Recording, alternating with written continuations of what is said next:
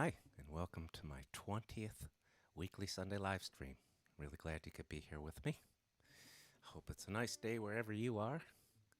It's a bit overcast here in Asheville, North Carolina, in the Blue Ridge Mountains. Nice day to be sitting in front of a webcam and a microphone.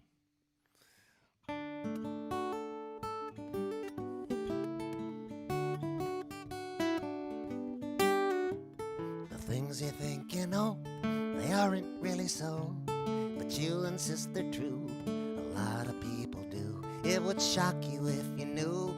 You'd be angry too, but that takes letting go. The things you think you know.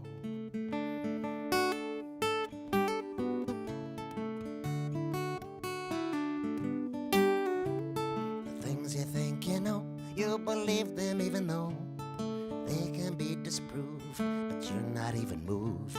It's not like you believe, you can't even conceive that first domino of the things you think you know.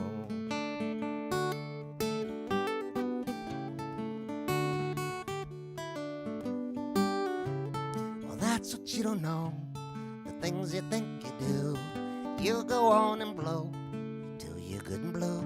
I tell you, even though there's no convincing you, but that's what you don't know, the things you think you do.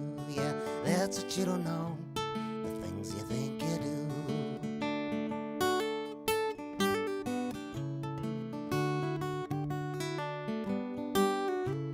The things you think you know were like that long ago, but not so much today. You really have to go back a ways until there wasn't any gray, and you only had to hope and pray, maintain the status quo.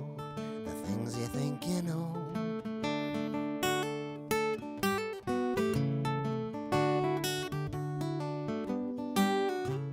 The things you think you know. Excuse me, but hello, who's telling you these things? Who's pulling the strings? But who knows more than you? None of the experts do. Anyway, there you go, the things you think you know.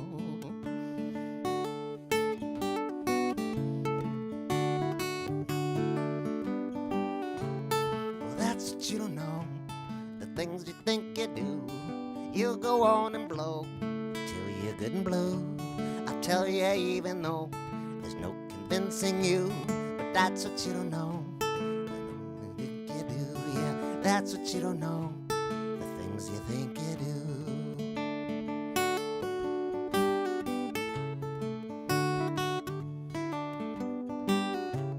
The things you think you know, that warm and cozy glow, it's mostly good for show.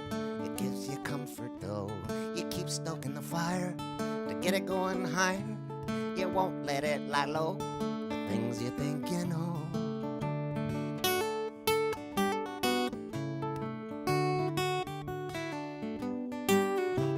Well, that's what you don't know, the things you think you do. You go on and blow till you're good and blue.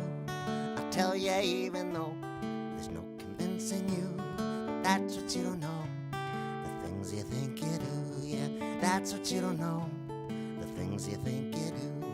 That's what you don't know, the things you think you do. That's what you don't know, the things you think you do.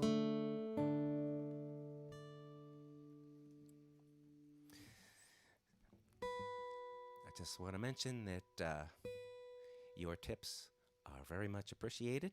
This is my only means of making a living these days, by live streaming, and I rely on your support. Thank you. If you are interested in picking up CDs, digital downloads, tipping, or becoming my patron on patreon.com. If you're watching on Facebook, I have put all of those URLs at the very beginning of the comments, and if you are watching on YouTube, they are both in the chat window and also in the comments. So, time for a baseball song.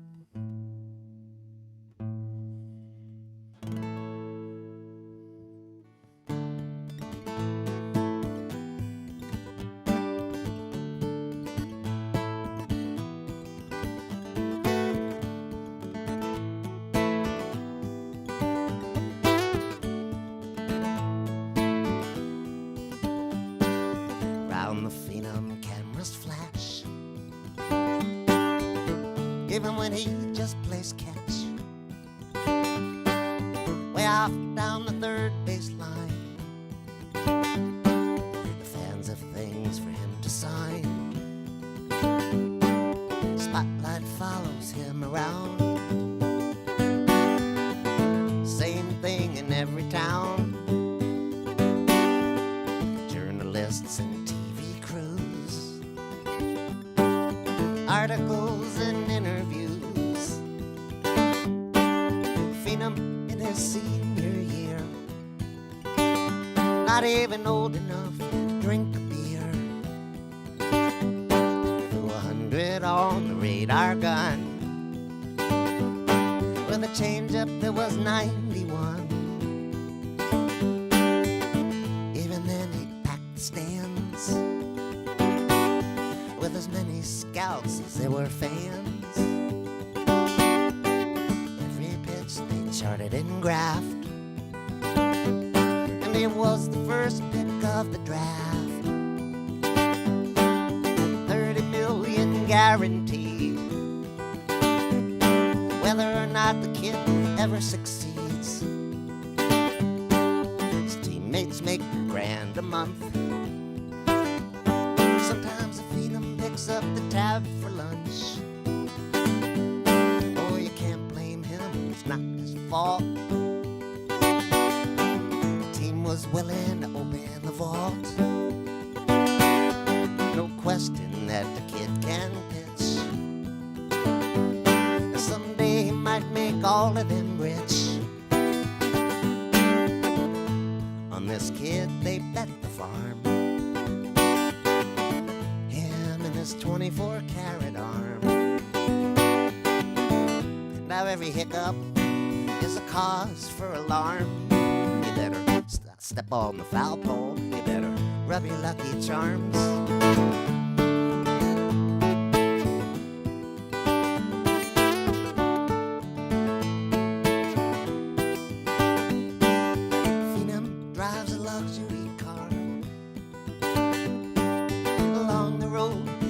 A star. There's a guy in every neighborhood bar showing off his elbow scar. He can't miss the analysts. No one's ever seen anything like this. A dying man had one last wish. It was to live to see the Phenom pitch.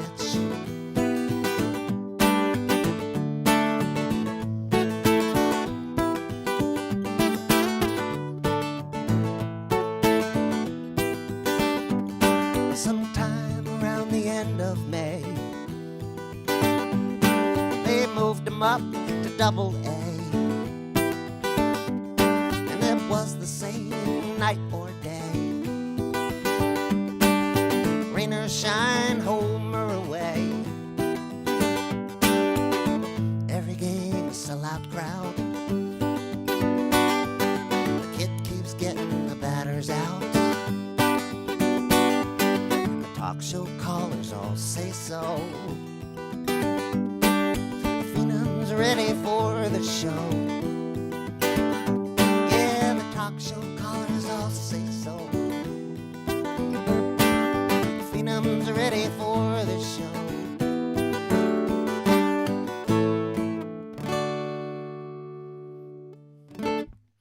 And that was off of a CD called Subtotal Eclipse. I'm going to stay in the baseball realm for another song here.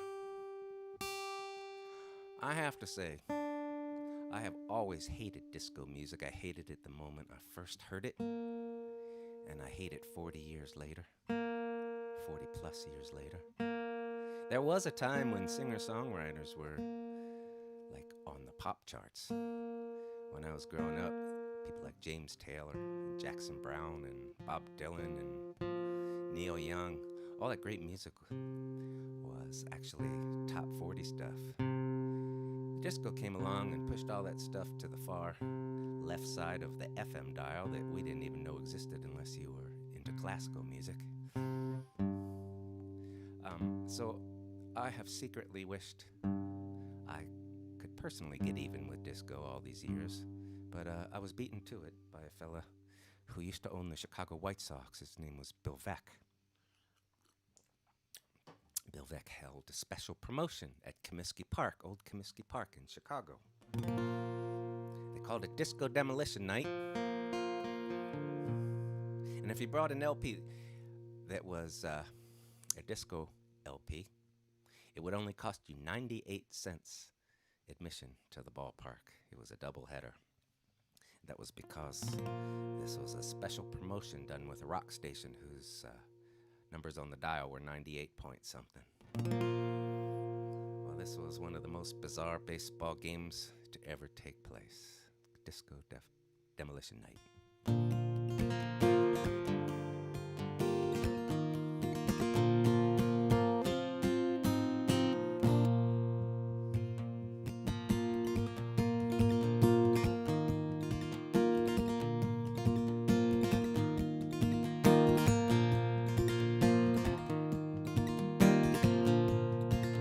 Good riddance to the 70s when disco was the rage. 12-inch vinyl singles, lip-syncing from the stage. The White Sox near the cellar, there were mostly empty seats. There was the usual sarcasm from the writers on the beat. The owner of the White Sox was a fella named Bill Veeck, master of promotions, things you never would expect. Guy who signed a midget and then sent him up to bat. This time, signed off on something even crazier than that. In between games, Twilight doubleheader, rock and roll DJ, blow up disco records. If you brought an LP and dropped it in the crate, you'd only have to pay 98 cents. Admission at the gate, old buses to the ballpark. You didn't see too many kids, didn't see a lot of baseball caps or many baseball mitts. People had been drinking long before they paid their fares. Traffic on the freeway backed up to O'Hare. Comiskey Park, Chicago didn't have as many seats as was needed to accommodate the thousands in the streets. They started climbing fences, they started climbing poles. They had come to conquer in the name of rock and roll, but a slight miscalculation they had underestimated by just how many people disco was so deeply hated. More police were needed, but nobody thought to call. A person on the sidewalk burned a John Travolta doll.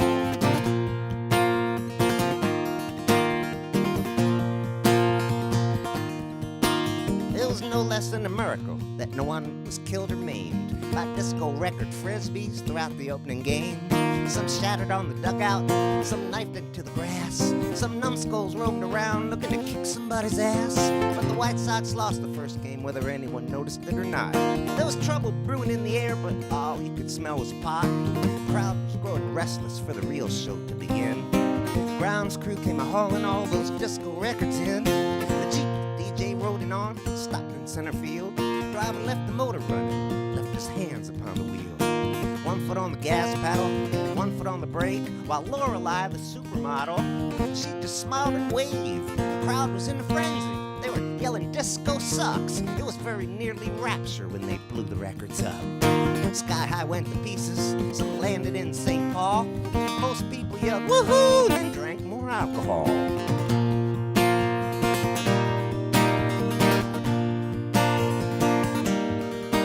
It was about then a bunch of knuckleheads jumped the right field wall. The Jeep got through it just in time before the free-for-all. Must have been a couple thousand of them tearing up the grass, lighting things on fire. More than half an hour passed. Bill Veeck stood at home plate, his face as red as beets. He pleaded through the PA system, "Go back to your seats." The crowd began to mimic him with "Go back to your seats." Hey, a couple having sex at second base did not obey.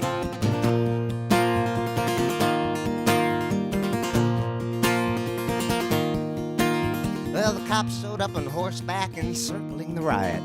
Things calmed down in a hurry, things pretty soon got quiet. Second game got forfeited because the ball field was a wreck.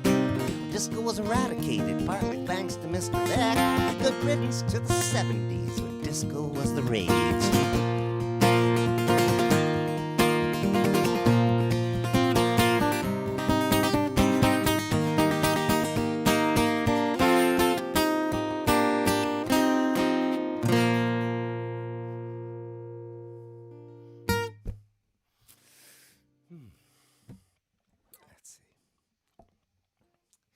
here's a story for you. And by the way, I think next week's show is going to be a special themed show. It's going to be called Strange But True Stories. Here's a strange but true story. My ex-wife's great-grandfather was a young minister sent from England to Newfoundland. A long time ago, back when Newfoundland was a pretty wild place. Some will say it still is. And soon after arriving to Newfoundland, there was a knock at his door. It was the mother of a young man by the name of William Henry Paddle. And William's mother found out that William had gone to a party. And there was music being played at that party. And that probably meant dancing. So this party needed to be pooped. And it was the minister's job to poop this party. Well, his diary got passed down through the years and ended up in my ex-wife's hands, and she flipped through it and found this story about William Henry Paddle, and she felt bad for him not being allowed to dance like that, so she actually tracked down his grave in New Brunswick, and she visited it, and she did a jig on top of his grave.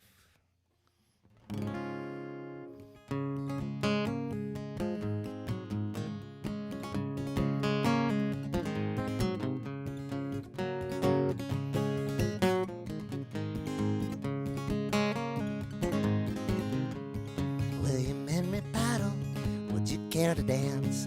Probably would not kill you. Would you like another chance? Times have changed a little. It's not so grave a sin that if it be a pleasure, feel free to jump right in. Well, the Reverend Buchanan was 21 years old. In the service of the church, he did as he was told. This was back when Newfoundland was barely just a rock. He was sent to bring the heathens back into the flock.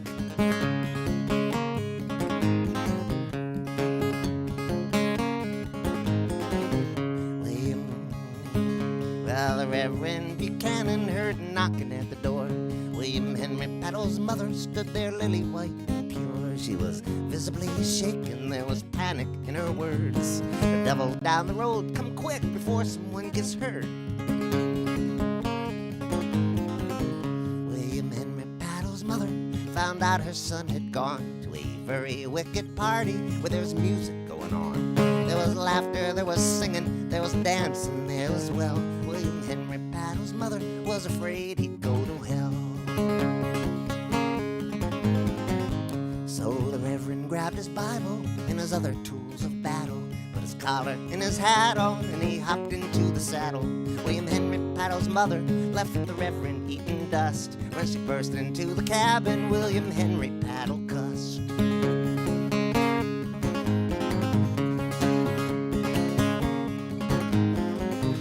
Now that scolding that the Reverend gave was all brimstone and fire. Unmarried dancing partners lost all of their desires.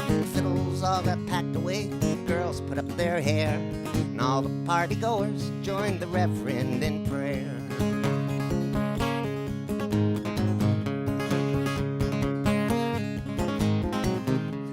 Street in Montreal, some 40-odd years later, in William Henry Paddle's life, there was no moment greater than when he bumped into the Reverend, introduced him to his wife, thanked him for that evening when the Reverend saved his life. Now the Reverend's diary fell into his great-granddaughter's hands. She read about this fella who was not allowed to dance. So to find out if his bones might now be finally free to rattle, she did a jig on the grave of William Henry Paddle, singing, William Henry Paddle, would you care to dance? Probably wouldn't kill you, would you like another chance? Times have changed a little, it's not so grave a sin. So if it be a pleasure, feel free to jump right in.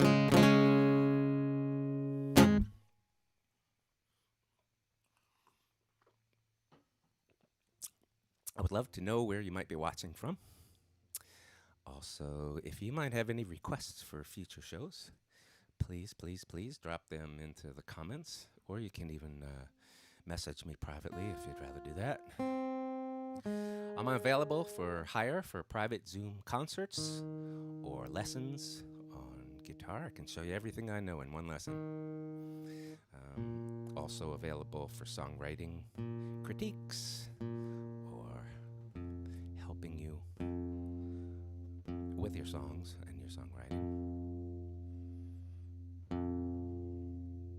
And if you live within 2 or 3 hours of Asheville, North Carolina, and you would like to have a small, socially distanced private concert, I can do that too.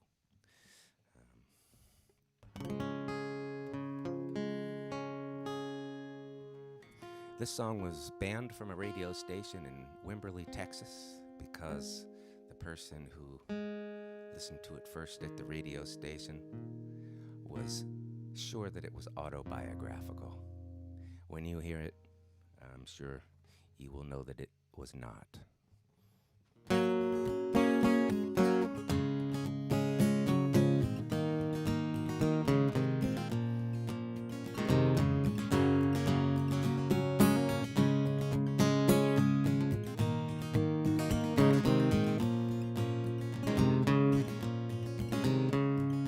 Me and my supremacist friends are only doing what God intends. Burning crosses, burning mosques, vandalizing synagogues.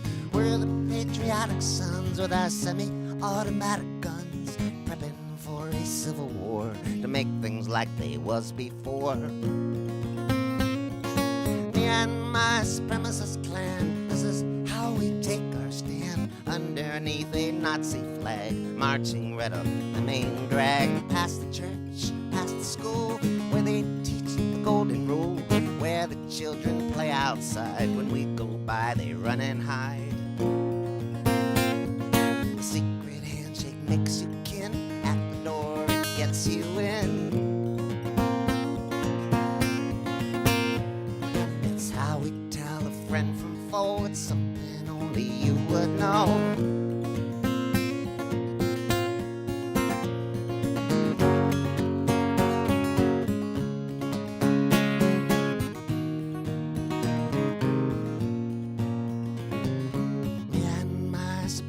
Bud, stir each other's thirst for blood, getting drunker by the hour, mixing things that all taste sour, till we can't control the rage. Any excuse to open the cage, it cannot stay inside the house. The beast is foaming at the mouth. Me and my supremacist dad one time beat a foreigner bad. He was somewhere he shouldn't have been. He shouldn't have been with his color skin. And after Daddy kicked his ass and left him lying in the grass, I got some of my own licks in. He was somewhere he shouldn't have been. The secret handshake makes you kin. At the door it gets you in. It's how we tell a friend from foe. It's something only we would know.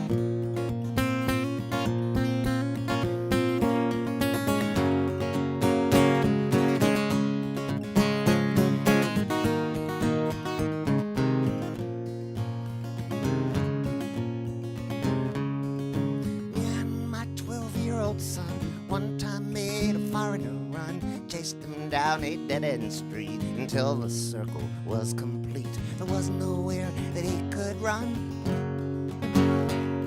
but I couldn't do what my daddy done. Not in front of my own son. Couldn't do what daddy done. The secret handshake makes you kin. At the door it gets you in.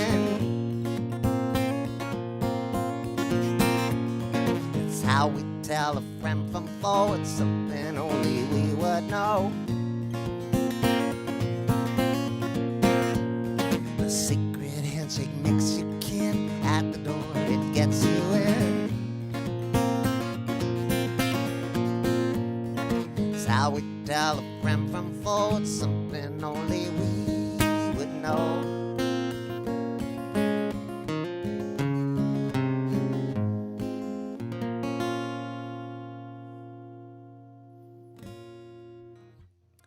So I'm sure you didn't think that was autobiographical.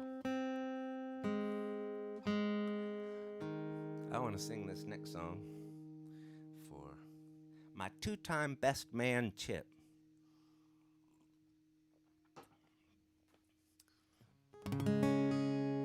We met over this song many, many years ago at an open mic at the Freight and Salvage in Berkeley, California in the mid-1980s.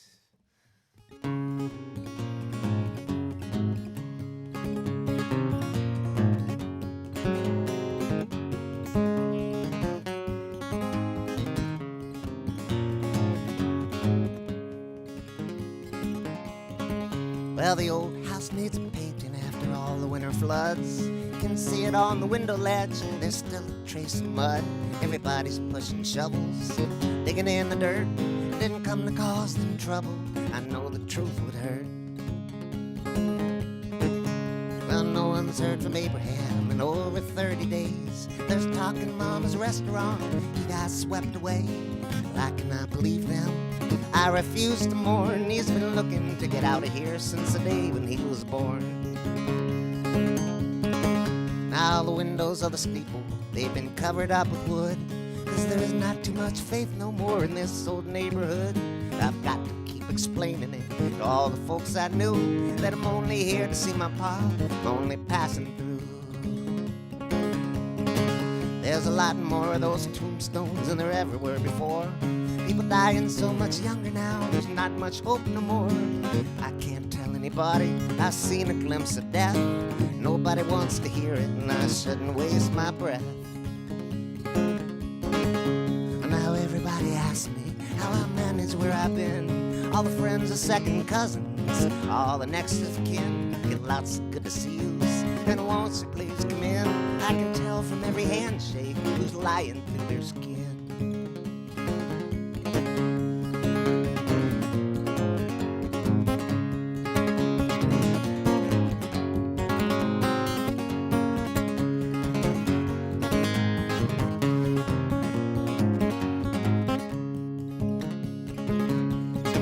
Now the ghost of Mrs. Addison, she was haunting me last night. People say she's still living, but her face is much too white. She used to be my teacher, she retired to collect. But it's been almost a year now since she last received a check. Well, now people talk of hard times in the government reports, in the newspapers, in the radios, and the television shorts. It's been that way a long time here, and it will go on. Tomorrow I'll be gone. Yeah, the old house needs a painting after all the winter floods. You can see it on the window ledge, there's still a trace of mud. Everybody's pushing shovels, digging in the dirt. I didn't come to cause them trouble, and I know the truth would hurt.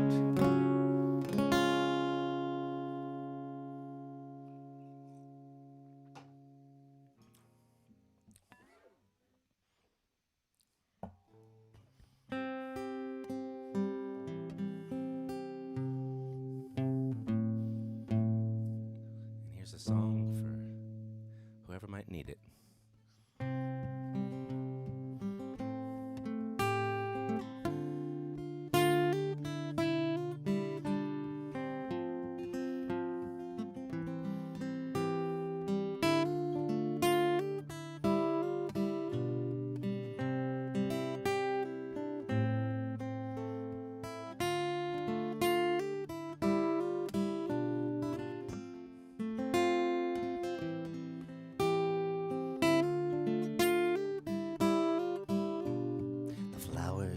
Planted, they bloom every spring, and outside the window the songbirds sing. The mornings are peaceful, the evenings are too. It's quiet here now in the absence of you.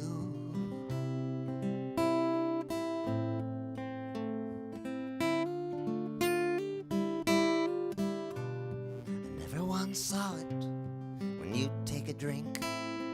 You tiptoe to it while I must have blinked. When your eyes glazing over, well, that was my cue to start bracing myself for the absence of you.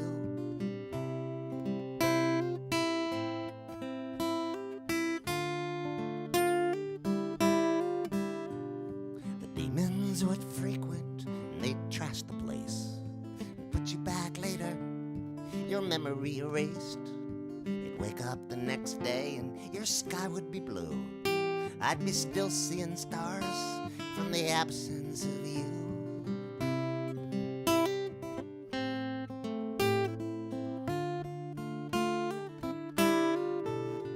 Sometimes you were them, sometimes they were you.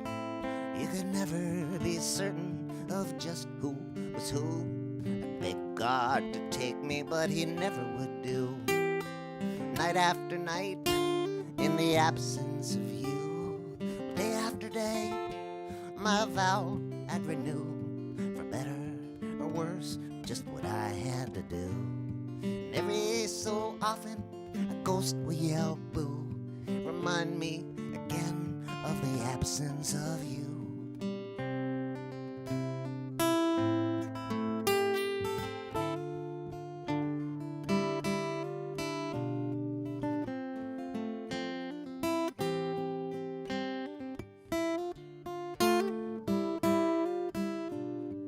You could be childlike, you could be sweet, you could be wobbly and way off the beat. You could get mean and horrible too. We just never knew in the absence of you.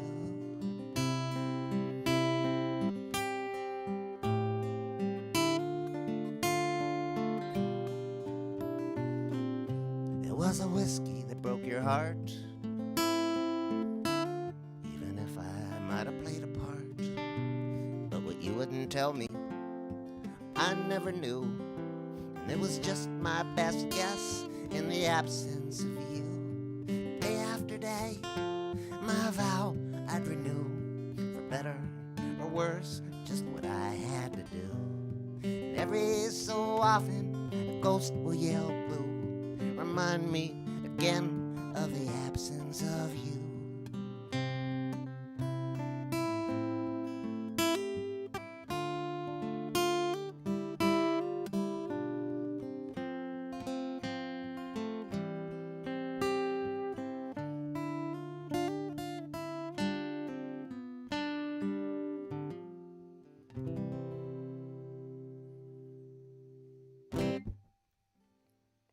I'll just mention again that if you're interested in tipping today, all of the links are at the very beginning of the comments if you're watching it on YouTube. I'm sorry, if you're watching it on Facebook. If you're watching it on YouTube, they will be also at the beginning of the chat window, but again, in the comments as well.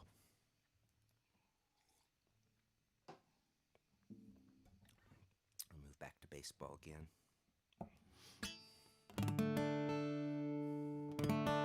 This one here qualifies for strange but true story. It's about a baseball game that took place in the 1920s between an all African-American team called the Monrovians, and they played against a team of the Ku Klux Klan.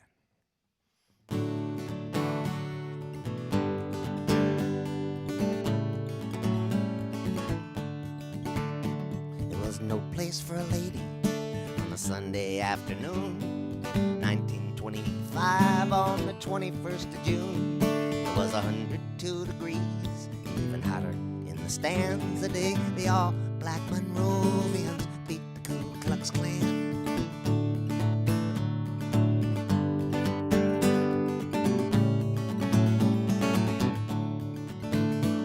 No strangleholds, no razors, no horse whips were allowed. They put a couple extra policemen in the crowd. Other violent instruments of argument were banned, but the all-black Monrovians beat the Ku Klux Klan.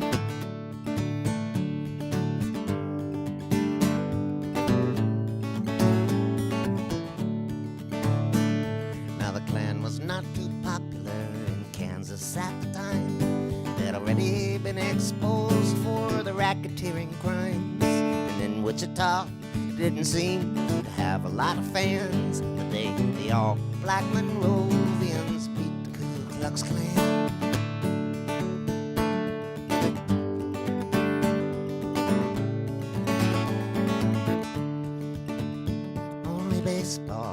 be on tap at Island Park that day. Ran the headline in the Beacon on the morning they would play. They were trying to head off trouble before the game began. The day the all-black Monrovians beat the Ku Klux Klan.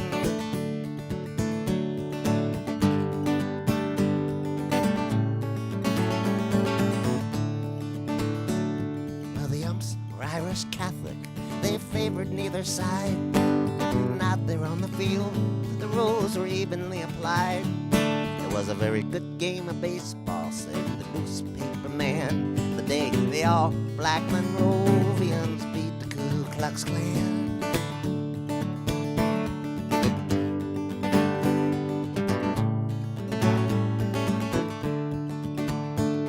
Oh, it was a seesaw battle, a pitcher's duel through four. The Monrovians would break it open 10-8 the score, and then drive off in jalopies and not those nice sedans. The day the all-black Monrovians beat the Ku Klux Klan. The day the all-black Monrovians beat the Ku Klux Klan.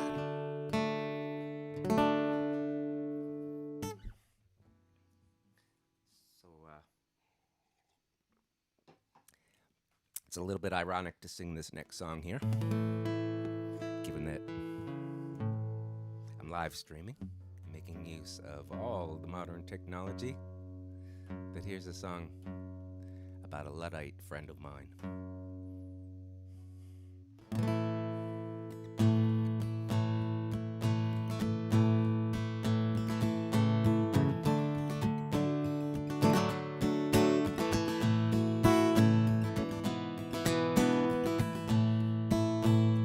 Everyone's wearing the latest designs, the newest commercials play with their minds. But there's nothing to wish for, nothing to chase for a man out of time. A man out of place doesn't dress up or go shopping for clothes. He has comfortable shoes, he has 2 pair of those. He doesn't go far, he doesn't go fast. Fixes the things that were made to last. He's got no cell phone, no answering machine. His old typewriter, it has no screen. He's never been to cyberspace. Man out of time, man out of place. Man out of time in his house in the woods. He'd like to just keep it that way if he could. The buildings go up, and people move closer. First you hear the chainsaws and then the bulldozers. Man out of time, man out of place, man out of step with the whole human race. He doesn't consume, he tries not to waste. He's a man out of time, he's a man out of place.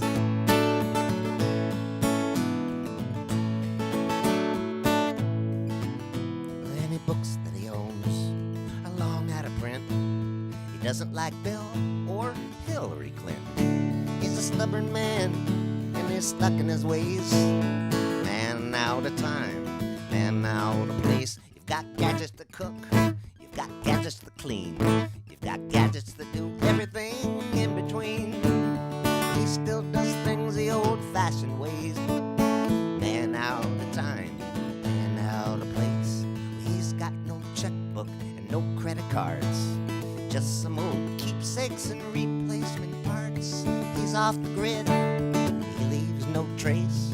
He keeps his cash in an old suitcase, and he doesn't appear on anyone's list. A case could be made that he doesn't exist. He's not showing up in the database. Man out of time, man out of place. Man out of time, man out of place. Man out of step with the whole human race. He doesn't consume, he tries not to waste. He's a man out of time, he's a man out of place. Well, now people might judge this existence of his, but he's perfectly happy the way that it is. And still you figure the feds must be building a case against a man out of time, man out of place. Man out of time, man out of place, man out of step with the place. He doesn't consume, he tries not to waste. He's a man out of time, he's a man out of place.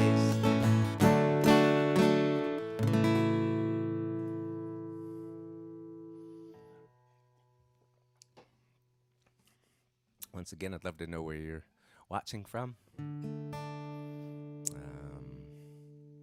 If you're interested in checking out my Patreon site, I'd appreciate that. And any tips that you care to give today would be most appreciated. Here's a love song I wrote to the Danish people. I have a lot of friends in Denmark, and during World War II, they did something very incredible. They managed to save all of their Jewish population.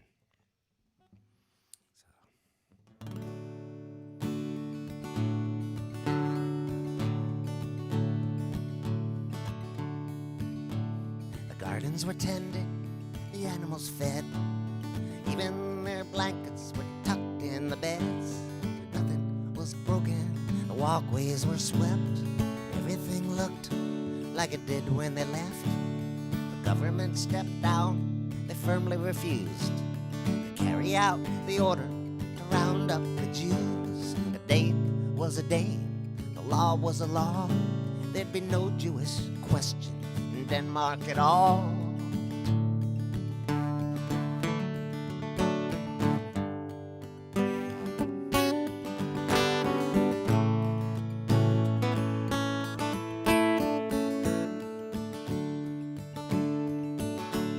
Sweden was willing to take them all in till it was safe to go back home again. From the time word of the plan was leaked, they only would have till the end of the week.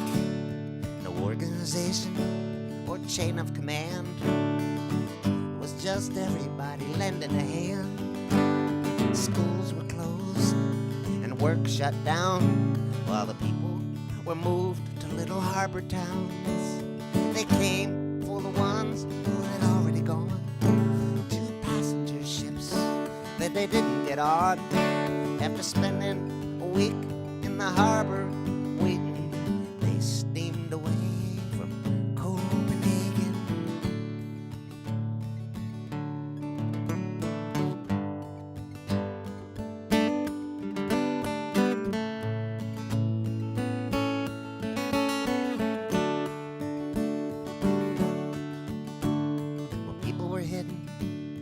Hospital beds with bandages wrapped round their faces and heads.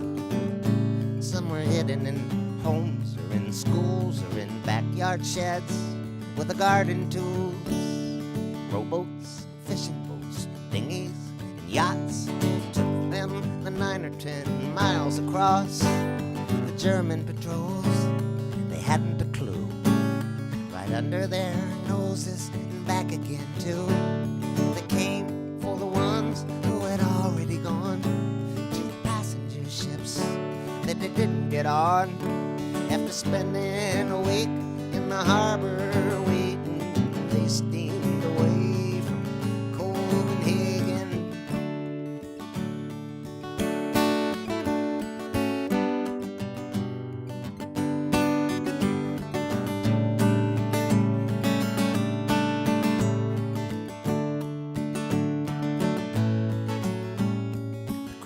Were made under cover of night, aiming for those faraway lights. Babies were drugged to keep them asleep. Nobody spoke, nobody breathed. 7,000 people were saved, thanks to their neighbors, decent and brave. And when they got home, their walkways were swept, like it did when they left. It came for the ones who had already gone, 2 passenger ships that they didn't get on. After spending a week in the harbor waiting, they steamed away from Copenhagen.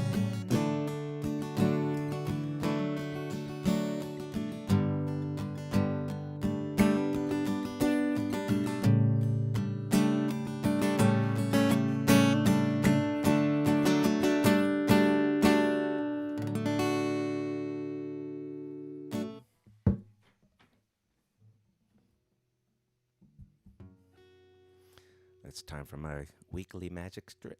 Magic. It's the first day with the new lips. Sorry, I'm just working them out. Time for my weekly magic trick. Abracadabra, presto, changeo.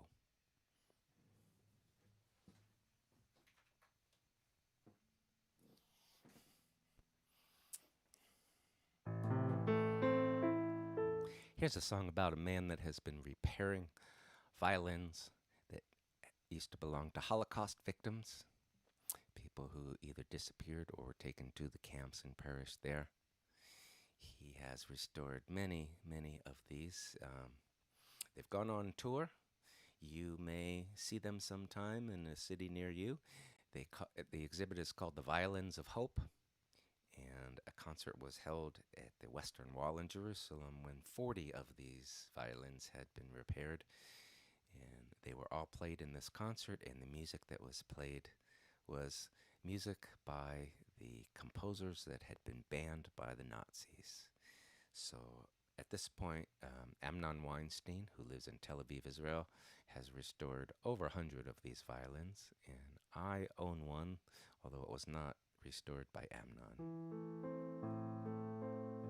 And I actually played it myself on the recording of this song when I made my last CD. So this is called Your Violin.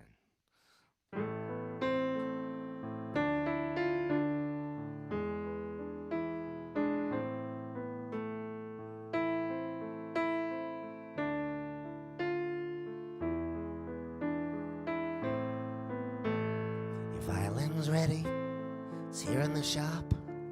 It's got a new bridge, it's got a new top. The neck was broken, knocked in two, but now it's almost as good as new. I salvaged the splinters the best that I could.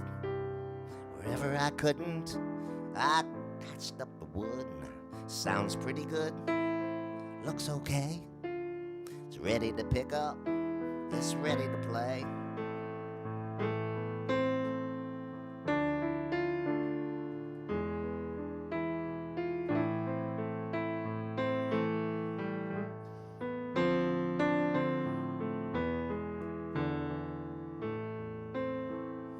Music was silenced, locked in its case.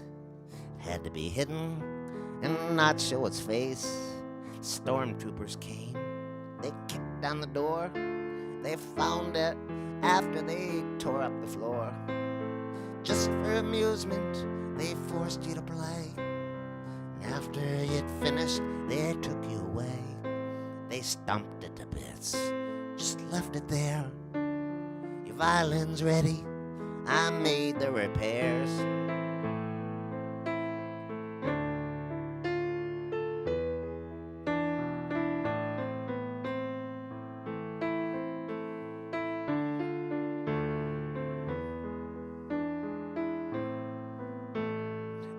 Of its body kept in a sack by the neighbor in case you might ever come back. Up in the attic, musty with mold, discovered after the house was sold. Wasn't much more than a bag of debris the day when it was delivered to me. The name inside was a yours as well. Your violin has a story to tell.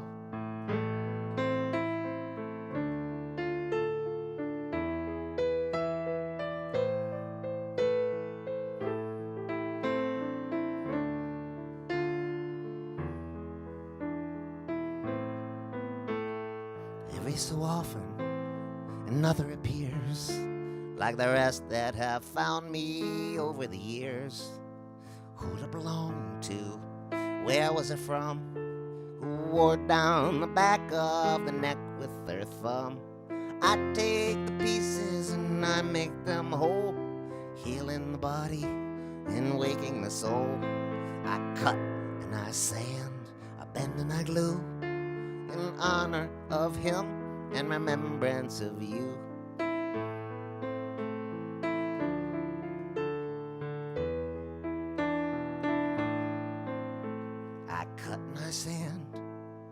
pendant I glue in honor of him and remembrance of you. Thank you very much for tuning in this week. Really appreciate it. I have one more song for you. I'll be back next week, same time, for a special themed show, Strange But True Stories. And I'm going to finish off with my oldest song, written in 1981, and I'll sing it for my parents.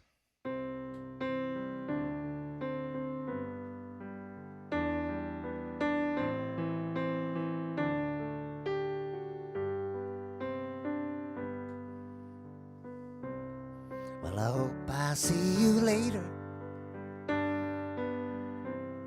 'cause it's time for me to go. That's my ride that just pulled over, and it sure was good to know you. So go answer your calling, go and fill somebody's cup. If you see an angel falling, won't you stop and help them up? We are each other's angels, and we meet when it is time. We keep each other going, we show each other signs.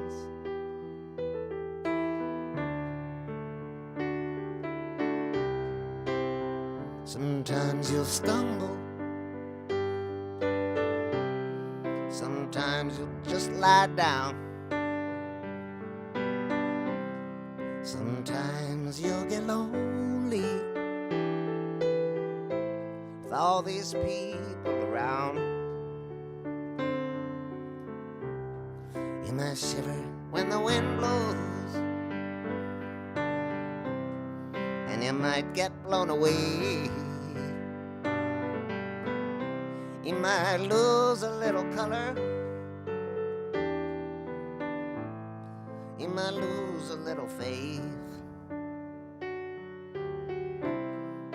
We are each other's angels, and we meet when it is time. We keep each other going, and we show each other signs.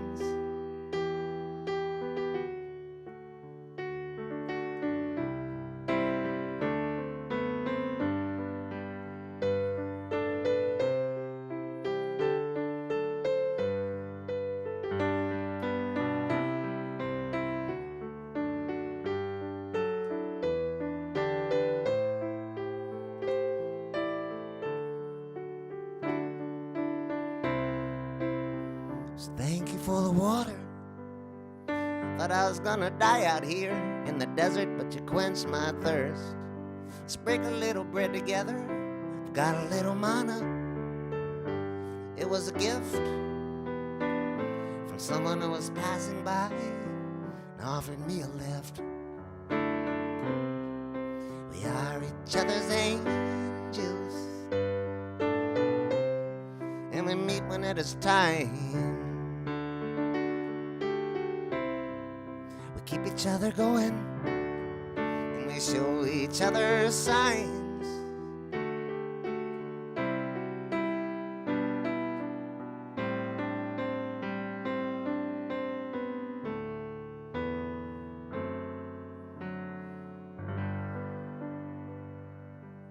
Stay safe, stay well.